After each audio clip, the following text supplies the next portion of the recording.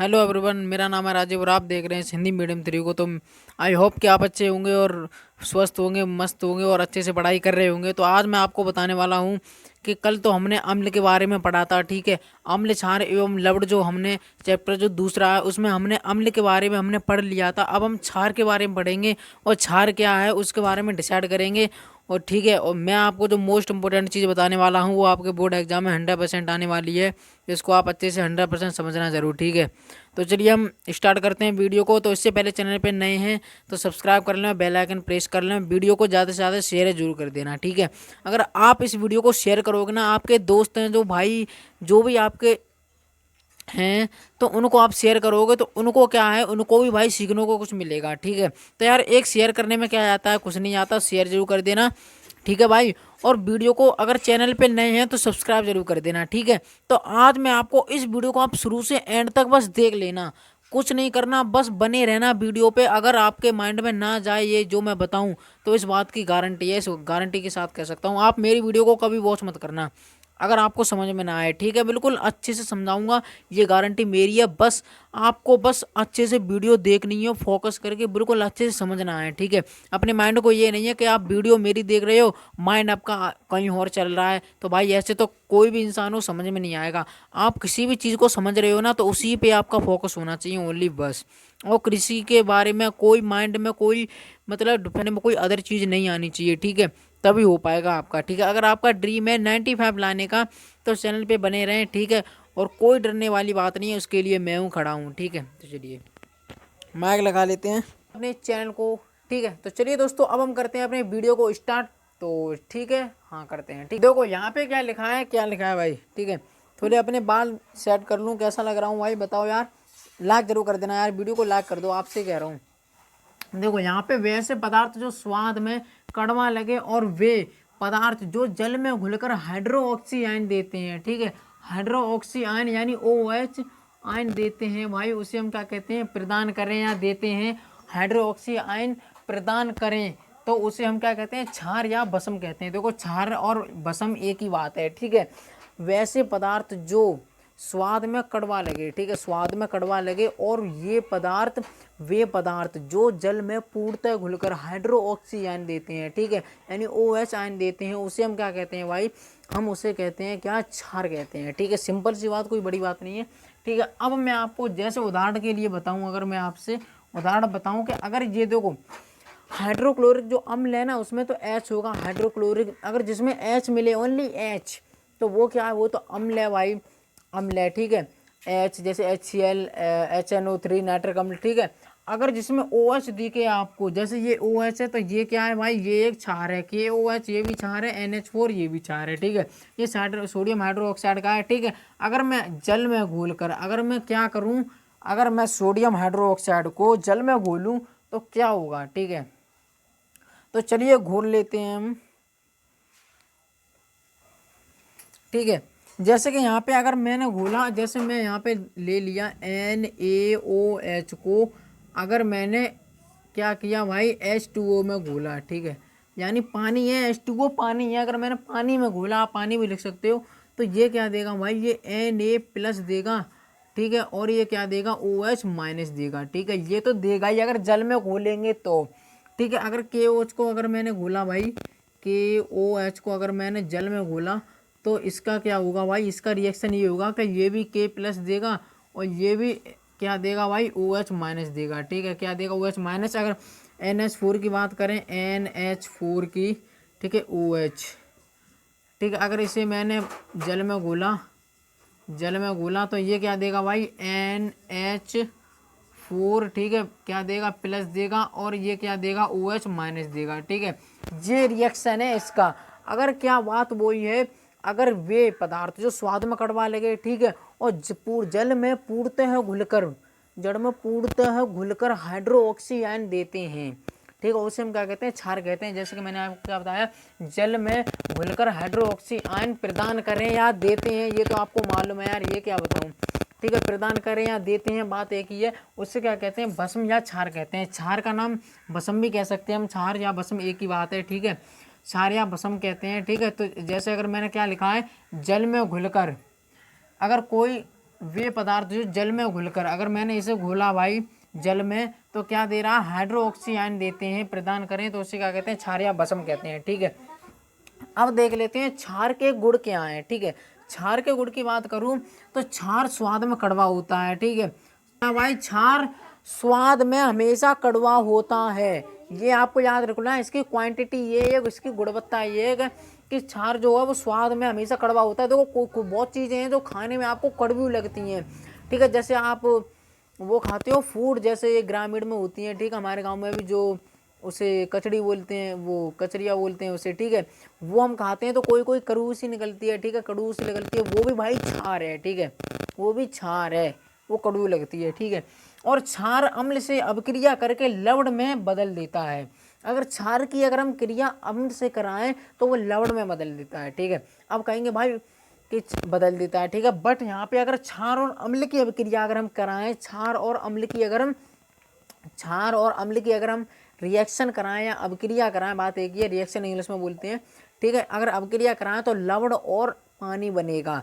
ठीक है, लवण और पानी बनेगा। जैसे यहाँ पे मैं उदाहरण के लिए आपको बताऊं, देखो अगर मैंने यहाँ पे ले लिया क्या, देखो उदासीनी अभिक्रिया किसे कहते हैं, उदासीनी अभिक्रिया जो जल में, देखो अगर वैसी रासायनिक अभिक्रिया, अगर हम उस रासायनिक अभिक्रिया में अम्ल और क्षार की अभिक्रिया कराएं, रिएक्शन कराएं, तो लवण और H2O पानी बनेगा ही बनेगा। उसे हम क्या कहते हैं, क्या कहते हैं भाई, उसे ही उदासीनी अभिक्रिया कहते हैं। ठीक है, उसे यानी क्षार और अम्ल से अभिक्रिया करके लवण में बदल देता है। ठीक है, तो देखो यहाँ पे अगर मैंने यहाँ पे ले लिया एक, जैसे मैं यहाँ पे क्या ले लेता हूँ, क्षार, यहाँ पे क्या कह रहा है, क्षार। ठीक है, पहले मैंने ले लेता हूँ, यहाँ पे मैंने ले लिया NaOH, ये तो क्षार ले लिया मैंने, सोडियम हाइड्रोक्साइड। ठीक है, और अम्ल ले लेता हूँ, प्लस मैंने अम्ल ले लिया HCl, ये हाइड्रोक्लोरिक अम्ल है।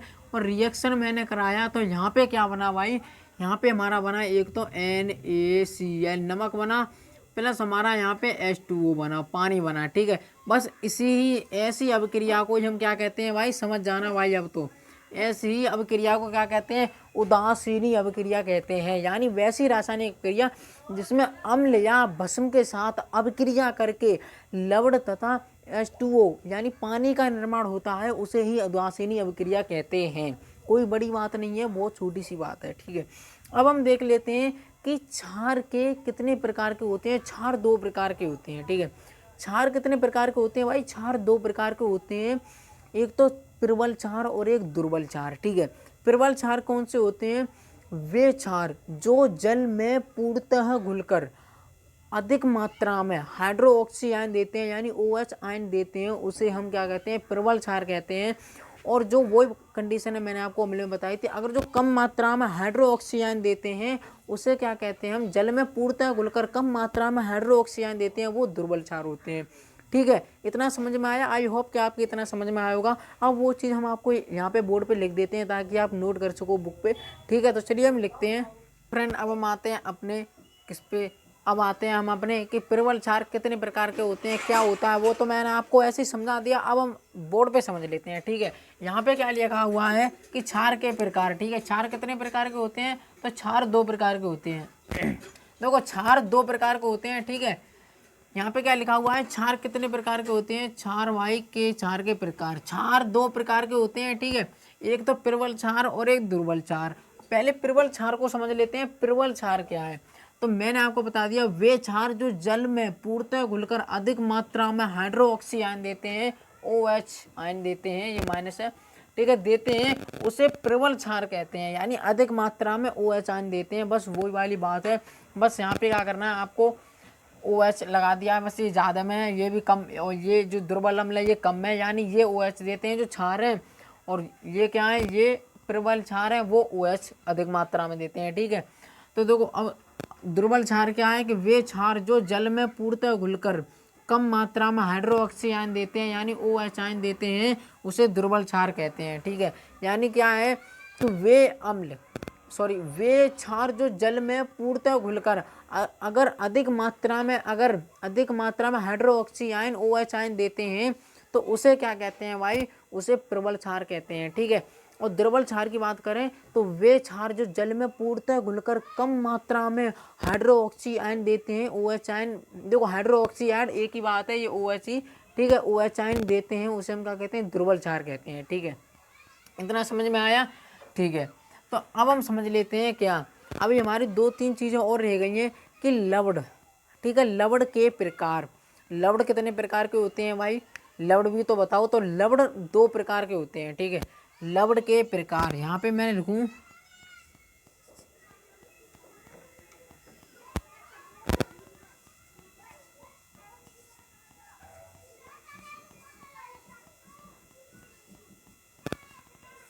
लवण के प्रकार। ठीक है, लवण के प्रकार बताइए भाई, लवण के प्रकार। तो लवण 2 प्रकार के होते हैं, एक तो सामान्य लवण, एक अम्लीय लवण। ठीक है ना, एक तो सामान्य लवण होता है और एक होता है भाई क्या, एक तो अम्लीय लवण। तो उसे हम समझते हैं, मैं आपको बोर्ड पे लिख के समझाऊंगा। ठीक है, तो बिल्कुल अच्छे से समझेंगे, तो वीडियो पे बने जरूर रहना और लाइक कर देना।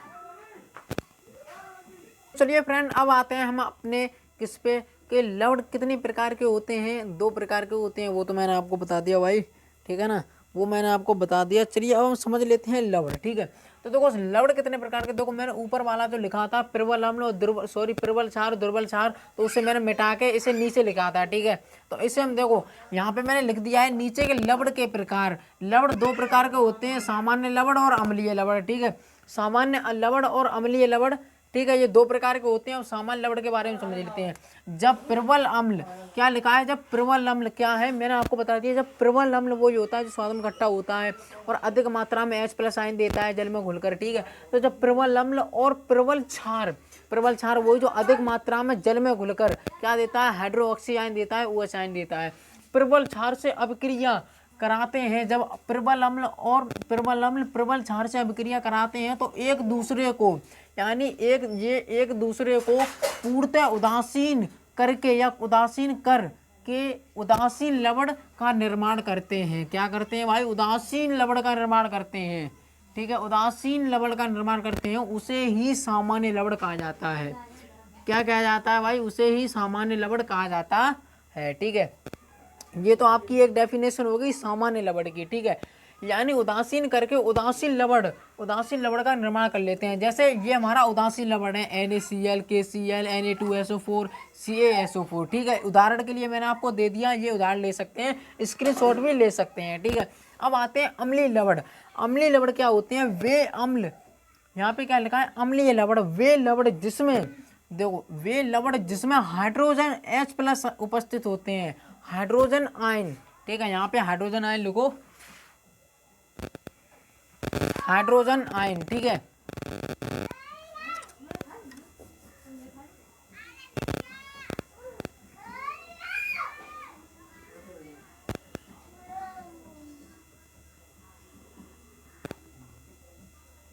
ठीक है, वो गलत हो गया तो कोई बात नहीं। क्या है, अम्लीय लवण किसे कहते हैं, वे लवण। ठीक है, वे लवण, जैसे कोई भी लवण हो, इनमें से वे लवण जिसमें हाइड्रोजन आयन H+ उपस्थित होते हैं, यानी हाइड्रोजन आयन और H+ एक ही कोई कहते हैं, जो H+ है ना, इसे ही हाइड्रोजन आयन कहते हैं। ठीक है, तो वे लवण जिसमें हाइड्रोजन आयन उपस्थित होते हैं उसे अम्लीय लवण कहते हैं। ठीक है, तो देखो अम्लीय लवण जो होते हैं ना, लवण भी भाई 2 प्रकार के, एक तो लवण ऐसा होता है सिंपल लवण जिसमें H ही नहीं होता। जैसे देखो ये भी लवण है, ये भी लवण है, ये उदासीन लवण है। ठीक है, ठीक है, ये क्या है भाई, ये सामान्य लवण है। ठीक है, तो देखो यहाँ पे देखो NaCl, KCl, Na2SO4, इसमें कोई ऐसा नहीं है, बट ये लवण है। और इसमें जो लवण बनेगा ना, वे लवण जिसमें हाइड्रोजन आयन उपस्थित होते हैं उसे ही क्या कहते हैं, उसे अम्लीय लवण कहते हैं। ठीक है, तो देखो यहाँ पे H2SO4 अगर मैंने लिया, यहाँ पे सल्फ्यूरिक अम्ल लिया मैंने। ठीक है, हाइड्रोजन सल्फ्यूरिक H2SO4, मैंने यहाँ पे सल्फ्यूरिक अम्ल लिया और मैंने लिया यहाँ पे सोडियम हाइड्रोक्साइड। ठीक है, तो यहाँ पे क्या बना भाई, यहाँ पे NaH2SO4 प्लस H2O बना। ठीक है, यहाँ पे क्या बना, देखो ये जो हमारा है ना, ये क्या है भाई, देखो वे लवण जिसमें हाइड्रोजन आयन H+ उपस्थित होते हैं वो क्या होता है, देखो ये तो भाई अम्ल है। ठीक है, 2SO4 प्लस H2O, यहाँ पे क्या बना, देखो जो ये लवण बना है ना, जो ये लवण बना है इसे ही अम्लीय लवण कहते हैं। देखो इसमें H है ना, तो H है, देखो NaH2SO4 ये अम्लीय लवण है। जो ये है ना, देखो ये तो ओनली लवण है, ठीक है, KCl NaCl Na2SO4 Ca calcium sulphate, ठीक है। और देखो जो ये बना है ये NaH2SO4, ठीक है, ये अम्लीय लवण है। और जो पानी है वो तो भाई बनेगा ही, ठीक है, H2O पानी भी निकला है, ठीक है। तो हमने समझ लिया कि लवण कितने प्रकार के होते हैं। तो इस चैप्टर में इतना ही आपका समाप्त हो चुका है। तो इस चैप्टर में अब हम अपने तीसरे चैप्टर को देखेंगे, ठीक है। तो हमने अम्ल एवं क्षार लवण हमने अच्छे से समझ लिया कि अम्ल क्या होता है, क्षार क्या होता है, प्रबल अम्ल, दुर्बल अम्ल और फलाना ढिकाना कुछ भी है, जितनी चीज़ें हैं अब मैंने अम्ल क्षार एवं लवण में मैंने आपको सारी चीज़ें बता दी हैं। अब आपको कोई भी, तो आज के लिए इतना ही है। नेक्स्ट वीडियो में फिर मिलेंगे। जय हिंद जय भारत, ठीक है।